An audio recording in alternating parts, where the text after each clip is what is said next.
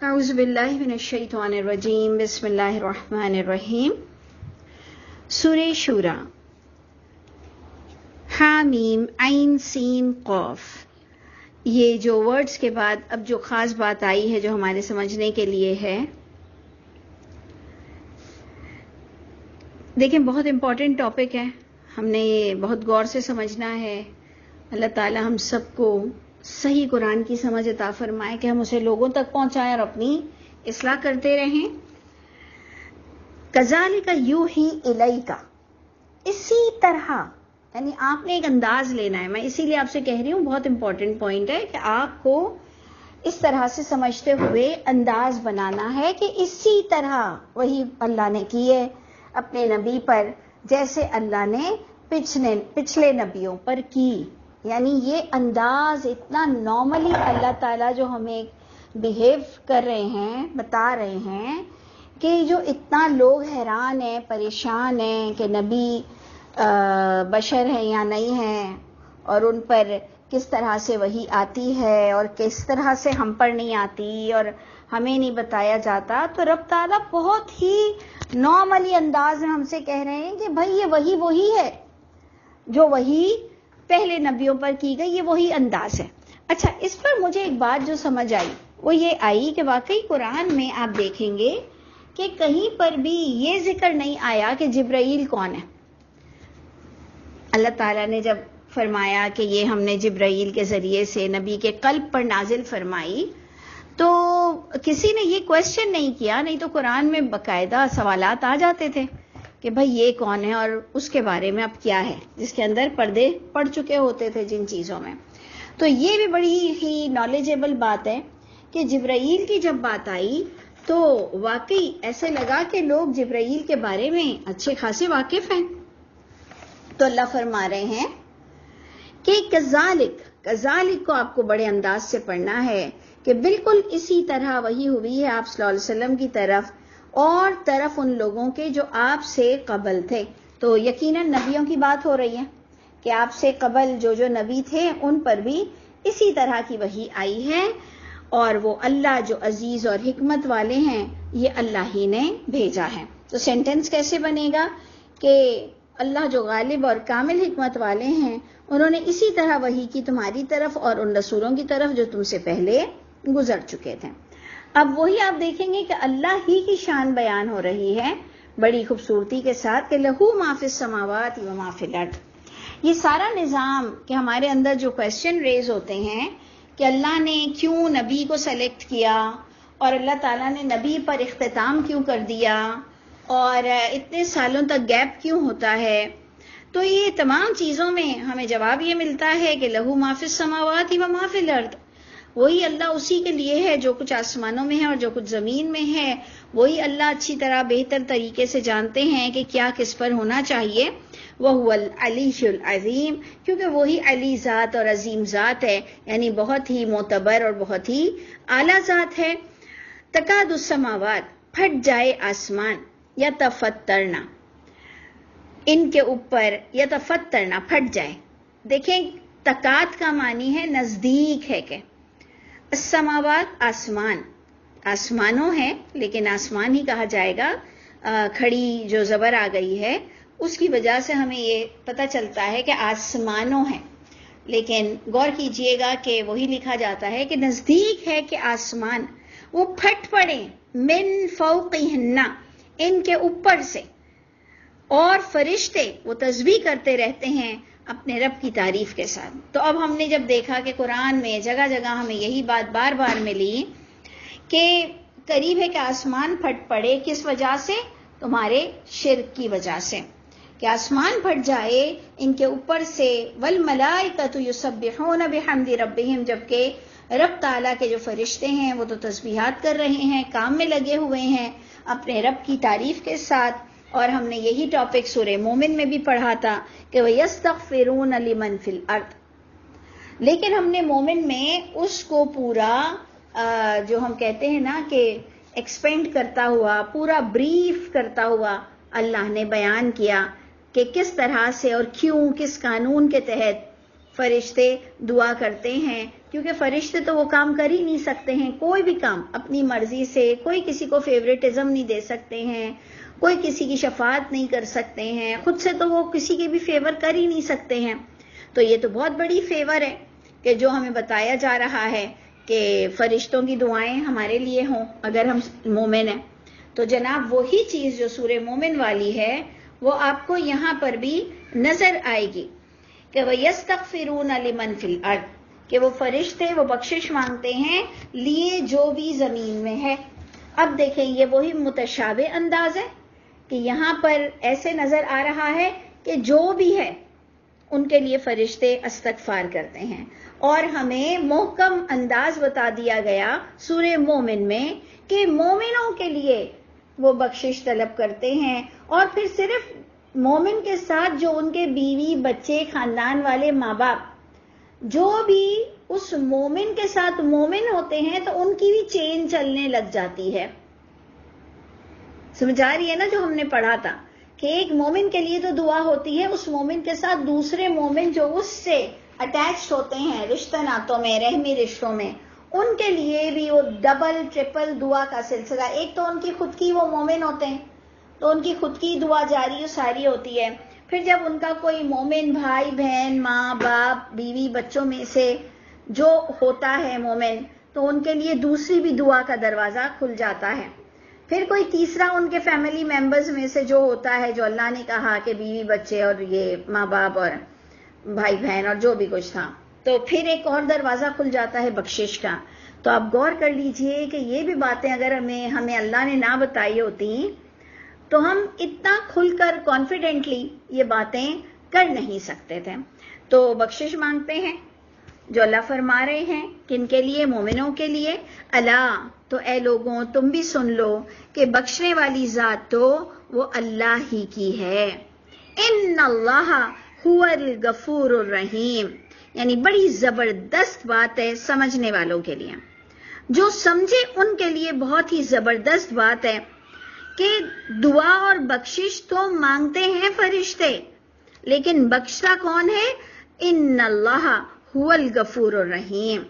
اللہ نے اپنے نبی کو بھی جو کہا کہ آپ بھی دعا مانگیں، تو بات تو وہی آتی ہے کہ مانگنا ہم سب کی ذمہ داری ہے، بخشنا اللہ کا کام ہے. کیوں؟ کیونکہ یعلم ما بین ایدیہم وما خلفہم، کیونکہ ٹوٹل آبزرو کون ہے جو ہر چیز پر گواہ ہوگا؟ وہ اللہ کی ذات ہے جو ہر چیز پر گواہ ہوتی ہے. یہ چیز بس آپ کو سمجھنی ہے کہ ہاں واقعی میں دعا ہے، دعا مانگنا بھی چاہیے، لیکن یہ ایک حتمی عقیدہ آپ کے پاس موجود ہو کہ اللہ ہی دعاؤں کو قبول کرتے ہیں. جی ایک منٹ. جی ہاں جی، تو ہم بات پڑھ رہے تھے کہ بس اتنا بندہ اگر جان لینا کہ دعا ہم نے مانگنا ہے لیکن بخشش اللہ نے کرنی ہے.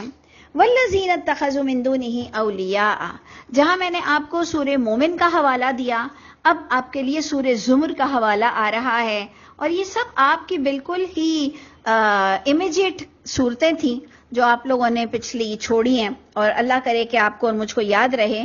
تو دیکھ لیجئے کہ ہم نے وہاں پر بھی پڑھا تھا کہ جب ہم قبر والوں کو، جب ہم کسی ولی کو اللہ کے اس طرح سے ان سے پیار کرتے ہیں قبر والوں سے یا اللہ کے ولی سے، کہ ہم کہتے ہیں کہ ہم شرک نہیں کر رہے ہیں، ہم ان کو اللہ نہیں سمجھتے ہیں، لیکن یہ ہمارے کام آ جائیں گے. تو ہم نے آپ سے کہا تھا کہ یہ بات اللہ نے ہم تک ہی رکھ دی کہ ٹھیک ہے، اگر تمہاری محبت اس لیے ہے کہ تم قربت ان سے اس لیے کرتے ہو، تم ان کے قریب اس لیے بیٹھتے ہو، تم ان کو پیار اس لیے کرتے ہو کہ ہم ان کی طرح کی عادتیں اپنا لیں، تو ٹھیک ہے. لیکن اگر آپ کا 1% بھی آپ کا یہ رجحان ہے کہ یہ اللہ کے آگے مجھے بخشوا دیں گے، یہ جو منہ سے نکالتے ہیں بات قبول ہو جاتی ہے، یہ میرے لیے دعا کریں گے تو اللہ سن لیں گے، مجھ گناہگار کی تو اللہ نہیں سنتے ہیں، اور یہ جگہ بہت بابرکت ہے اور ان کی قبر بہت ہی بابرکت ہے، تو وہ اس چیز پر اللہ نے ہم پر اپنا فیصلہ چھوڑ دیا. بالکل جیسے سورہ زمر میں اللہ نے یہ سب بات بتائی نا کہ جو لوگ ولیوں سے پیار کرتے ہیں اللہ ان کا فیصلہ کرے گا. ادھر بھی آپ نے غور کرنا ہے کہ یہی بالکل بات ہو رہی ہے. یہ بالکل وہ دوسرے شریکوں سے ہٹ کر بات ہے. وہ خدا کی اولاد بنانے کے ٹاپک، وہ بتوں کی پوجا کا ٹاپک، اور اب یہ ہمارے مسلمانوں والا شرک کا ٹاپک آ رہا ہے کہ والذین اتخذوا من دونہ اولیاء، وہ جنہوں نے بنا لیا اس اللہ کے سوا، پوائنٹ ٹو بی نوٹڈ، اولیاء، شرکاء نہیں آ رہا، شرکاء نہیں آ رہا ہے. وہ لوگ جنہوں نے اولیاء بنا لیے ہیں، اور ہم نے آپ سے بار بار کہا کہ مسلمان مرد اور عورتیں آپس میں ولی ہیں، اللہ ولی ہیں، اس میں کوئی گناہ کی بات نہیں تھی. لیکن اب آپ نے آگے کا ٹاپک، اس لیے میں آپ کو کہہ رہی ہوں کہ کرٹیسائز کرتے ہوئے آپ دیکھیے اس کو، نارملی آپ نے نہیں دیکھنا. جن لوگوں نے بھی اللہ کے سوا اولیاء بنائے، اللہ حفیظ علیہم، اللہ ان کے کانسیپٹ کی نگرانی کر رہا ہے. تو ہم نے کیا چیز کا ایڈیشن کیا؟ اللہ حفاظت کر رہا ہے ان پر. ایکچولی یہ ترجمہ آ رہا ہے، تو میں نے اس میں ایڈیشن کیا کیا؟ اللہ ان کے دلوں کے عقیدوں کی حفاظت کر رہا ہے. اللہ نگران ہے ان کے عقیدوں پر، اللہ نگران ہے ان کے دلوں کی باتوں پر. اور یہ اس لیے ہم اتنا کھول کھول کر بتاتے ہیں کہ یہ ہم مسلمانوں والا شرک ہے. ہم اپنے لیے آئیں بائیں شائیں نہ کیا کریں.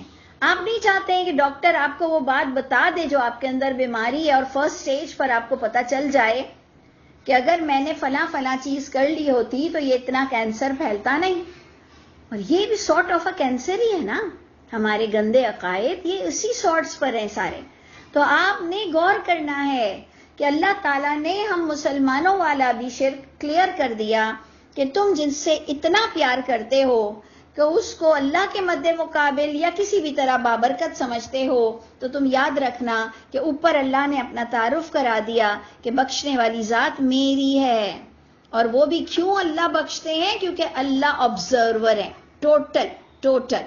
تو اس لیے آپ نے غور کرنا ہے کہ اللہ حفیظ علیہم، اللہ ان کے عقیدوں کی نگرانی کر رہے ہیں، اللہ کی نگاہ میں سب موجود ہے.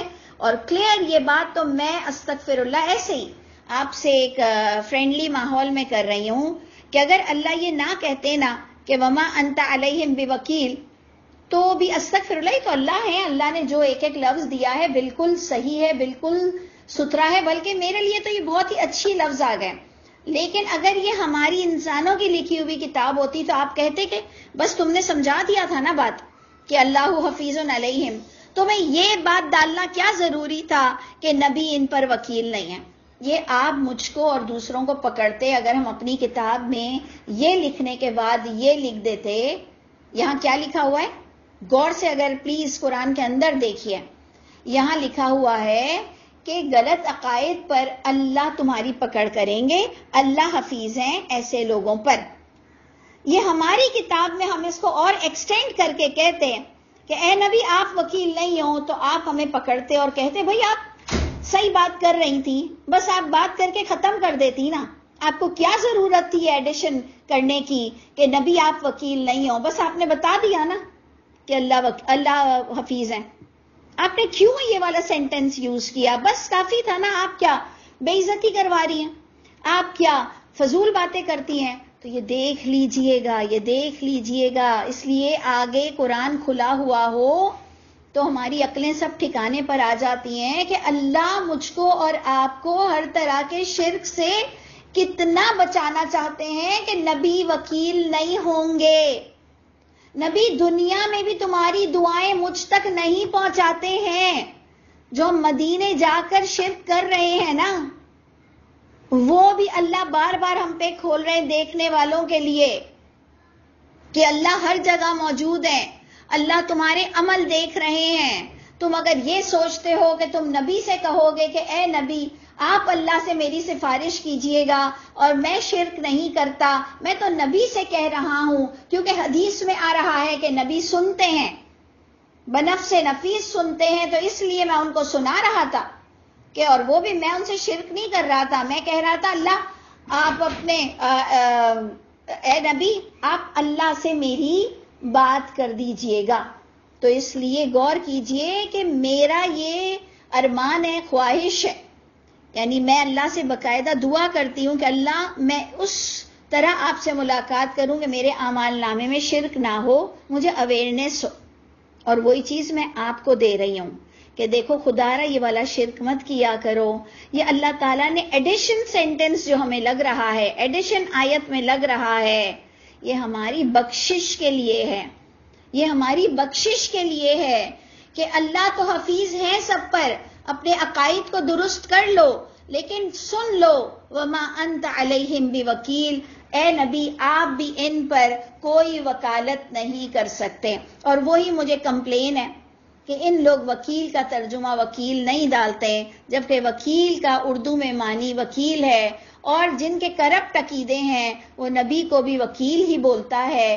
لیکن ادھر اگر یہ ترجمہ صحیح ڈال دیتے، وکیل کا ترجمہ وکیل ڈال دیتے، تو مجھے بہت خوشی ہوتی. اللہ کرے کہ میری آواز لوگوں تک پہنچے جو ترجمے لکھ رہے ہیں، تو وہ آئندہ وکیل کا ترجمہ وکیل لکھیں. اگر آپ جنریشن کو صحیح گائیڈنس دینا چاہتے ہیں، آپ کا عقیدہ درست ہے اور آپ چاہ رہے ہیں میں کھل کر بات کروں، یہ میں آپ سے کہہ رہی ہوں نا، اسی وجہ سے آج ہم اس حال پر پہنچے.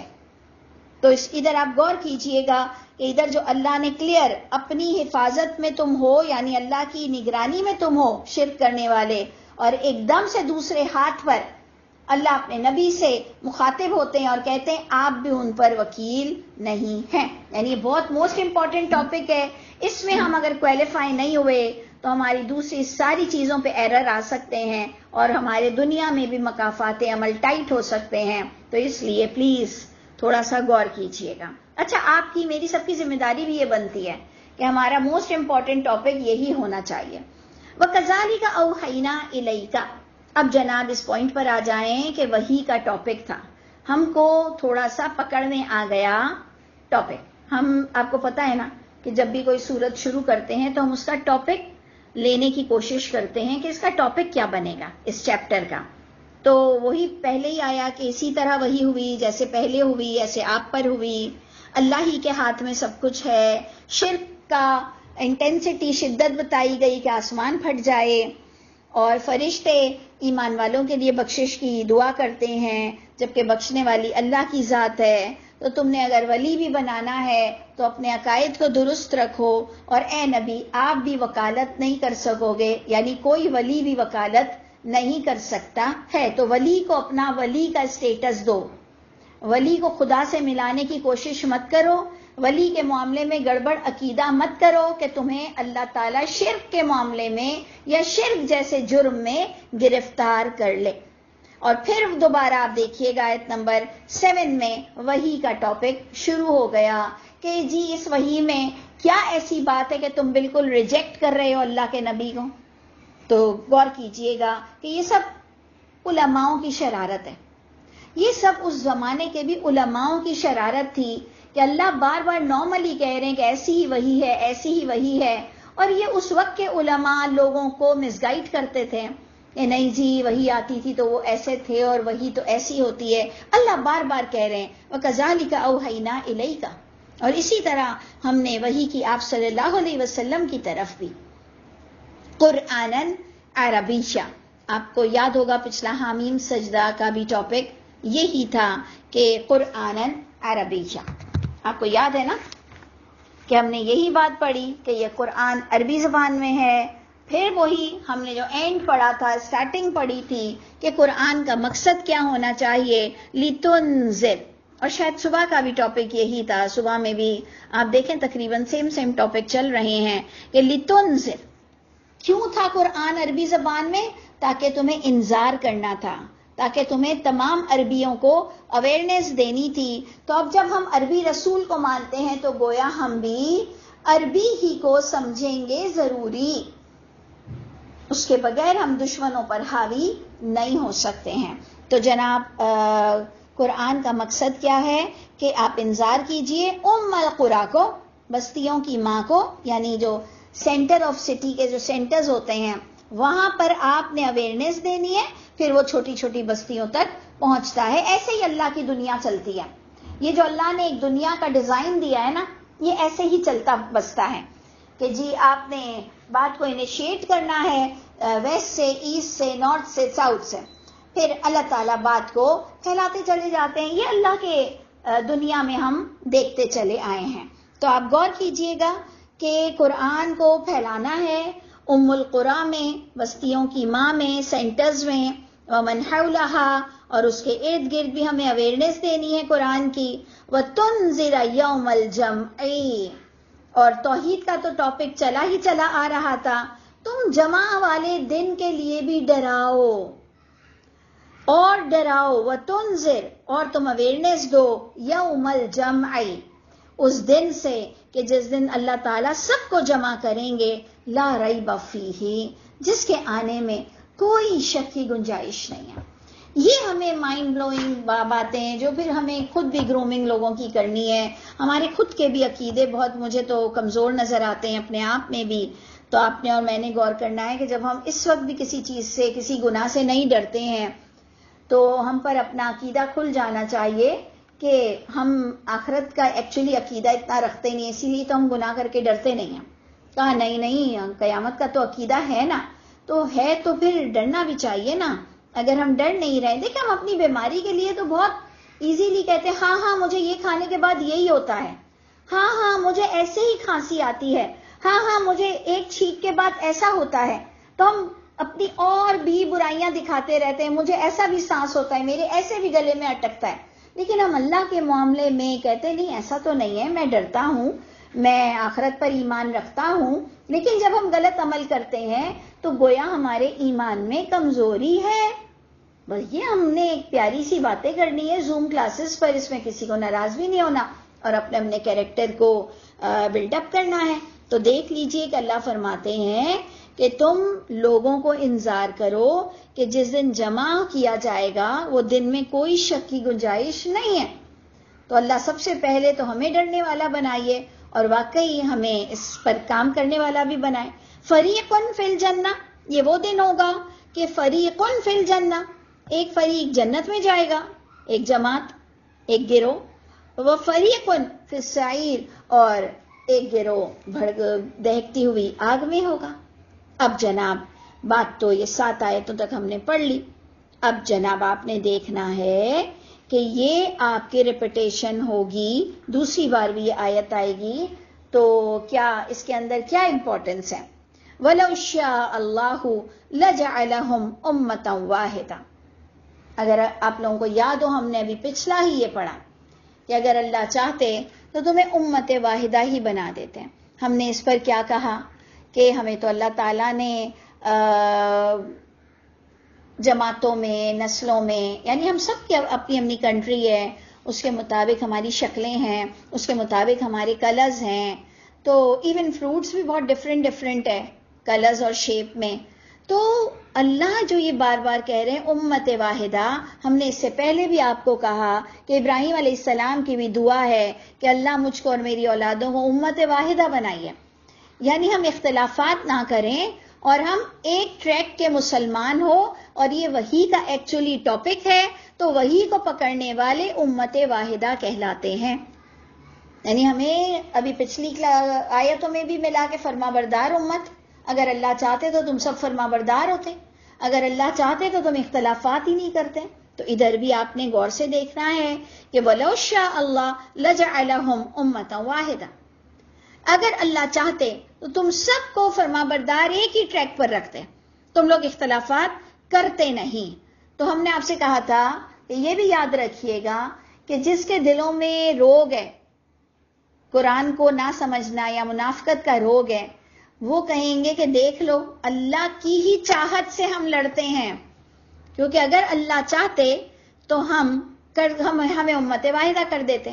اللہ ہی نے نہیں چاہا ہے، اس لیے ہم فرما بردار نہیں ہیں. یعنی ان کے پاس اتنا سالڈ پوائنٹ ہے، لیکن یہ سالڈ پوائنٹ صرف بے وقوفوں تک ہے، یہ وہ صرف بحث بازی کا پوائنٹ ہے. عقل مند اس سے محظوظ نہیں ہو سکتے ہیں، یہ فضول باتیں. بے شک آپ کے لیے یہ ہوگا بہت ہی سالڈ پوائنٹ، کیونکہ کوئی آپ کی گرامر اور عربی کو پکڑ نہیں سکتا. لیکن یہ یاد رکھیے گا کہ اللہ تعالیٰ دیکھتے ہیں کہ عقل والا کون ہے. ان فی ذالک لآیات لأولی الالباب. تو اس لیے یہ دیکھ لیجئے کہ اس کے کیسے اینگلز نکلتے ہیں کہ اگر اللہ چاہتے تو تمہیں امت واحدہ کر دیتے، یعنی اللہ ہی نے نہیں کیا. اور ہم اس پر ترجمہ کیا لاتے ہیں، اگر اللہ چاہتے تو تم اختلافات کر ہی نہیں سکتے. تمہیں اللہ تعالیٰ نے جو ایک ول پاور دیا، جو تم کو اللہ تعالیٰ نے ایک اختیارات عطا فرمائے، اگر اللہ چاہتے تو تمہیں اختیارات ہی نہ دیتے. لیکن اللہ نے یہ پورا ٹیسٹ بنایا، پورا سسٹم بنایا، دنیا بنائی. یدخل من یشاء فی رحمتہ. آج آپ دیکھیں گے اس کو کتنے بہترین انداز سے ایک اور انداز دیا گیا. لیکن اللہ بھی وہ داخل کریں گے جسے چاہیں گے اپنی رحمت میں. اس لیے میں آپ سے کہہ رہی ہوں کہ اگر کوئی ہمیں کہے کہ نہیں جی مجھے تو یہی نظر آیا کہ ہم سب اللہ کے حکم سے جھگڑا ڈالتے ہیں، تو ہم کہیں گے کہ اعوذ باللہ ان نکون من الجاہلین. Okay bye bye. آپ اپنے موقع کے ساتھ، آپ اپنے کانسیپٹ کے ساتھ، ہمیں تو یہ چیزیں نظر نہیں آ رہی کہ ہم فضول کی باتیں کریں کہ اللہ کے حکم سے ہم لڑتے ہیں.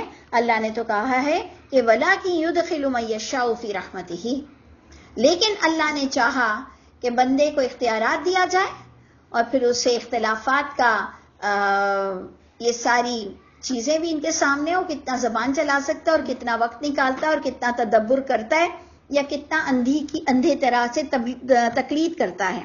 تو اللہ تعالیٰ بھی دیکھنا چاہتے تھے کہ کس طرح وہ اپنے ٹیسٹ لے کر وہ داخل کریں اپنی رحمت میں جسے وہ چاہیں، اور وہ اختلافات سے نکل آئے اور اس کے لیے اللہ کی کتاب کافی ہو جائے اور وہ اللہ کی کتاب کو اللہ کی کتاب سے ہی سمجھے اور اسے سمجھ بھی آ جاتی ہو بات. لیکن آگے کا ورڈ دیکھیں کیا یوز ہوا، وَالظَّالِمُونَ. لیکن جو اللہ کا حق ادا نہیں کریں گے، جو ظالم ہیں، جو حق مارتے ہیں، جو شرک کرتے ہیں، جو اللہ کو اللہ کا اسٹیٹس نہیں دے سکتے ہیں اور جو قرآن کا حق ادا نہیں کر سکتے ہیں، مَا لَهُم مِّن وَلِيٍّ وَلَا نَصِيرٍ. یہ وہ لوگ ہیں ان کے لیے کوئی ولی نصیر بھی نہیں ہوگا، ویسے بھی نہیں ہوگا، لیکن ظالموں کے لیے تو کوئی ولی نصیر نہیں ہوگا. اور پھر آپ دیکھیے کہ وہی اولیاء کا ٹاپک آ گیا کہ ام اتخذوا من دونہ اولیاء.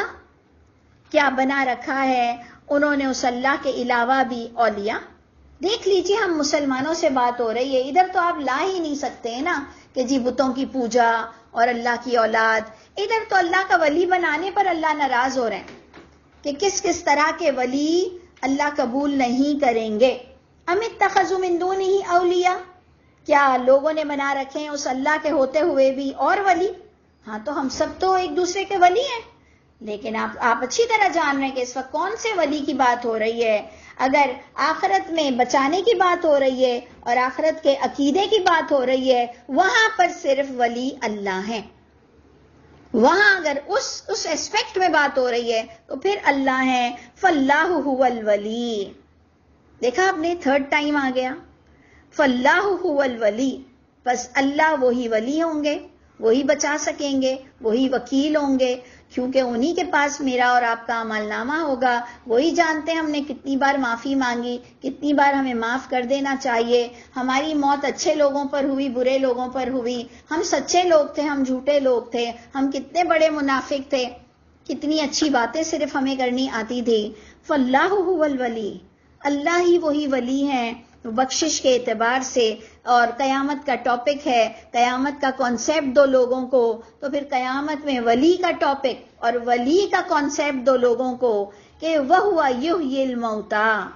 کہ وہ وہی ولی قیامت میں کام آئے گا جو زندہ کرتا ہے مردوں کو. یہ جو تمہارے دنیا میں تم مومن مومنات ایک دوسرے کے ولی ہو، تم لوگ کسی کو مردہ سے زندہ نہیں کر سکتے ہو. تم دنیا والے ولی الگ ہو، تم دنیا والی دوستی کے لوگ الگ ہو، اور اللہ کے بیچ میں کوئی نہیں بول سکے گا اللہ کتنا میرا اور آپ کا کرسٹل کی طرح عقیدہ چاہتے ہیں، کتنا ہمارا عقیدہ پیور ہونا چاہیے. وَهُوَ عَلَى كُلِّ شَيْءٍ قَدِيرٌ. تو پھر یاد رکھو کہ جو زندگی دیتا ہے مردوں کو اور جو زندہ کرے گا مردوں کو، تو پھر بخشنے والی ذات بھی پھر وہی ولی ہوگی، کیونکہ وہ ہر چیز پر قدرت رکھتے ہیں اللہ تعالی.